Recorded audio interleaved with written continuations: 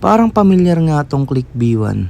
Dahil nandito nga tayo sa BCK Garage mga bossing, no. Makalipas nga ang 1 linggo mga bossing ay napag-isipan na ng may-ari na palitan yung engine support niya para magkaroon na raw ng tindig. At syempre ako ang nagsuggest ng The Modifier dahil proven at tested na natin yan. Kaya tara pakabit na natin. Bali dito nga ay binabaklas na yung mga kaha sa harap at yung upuan. Dahil kailangan nga yan tanggalin para sa cable na i-a-adjust dyan. Napasilip na nga rin si Boss Lucio sa ating unit. At parang maiko-content nga rin tong Click B4 natin. No? Abang-abang na lang tayo sa kanyang page. Dito nga mga bossing, no, ay natanggal na yung stock na engine support natin. At syempre isasalpak na agad dyan yung The Modifier. At syempre pagkasalpak nyan ay chinecheck pa yung gulong sa likod kung pantay pa rin siya sa rear fender. Bali dito nga sa BCK Garage mga bossing, no, kapag 2.5 yung engine support na ipapakabit nyo ay lalagyan na ng bracket yung airbox natin para ma-sure na hindi talaga tatama yung rear shock natin sa ating airbox.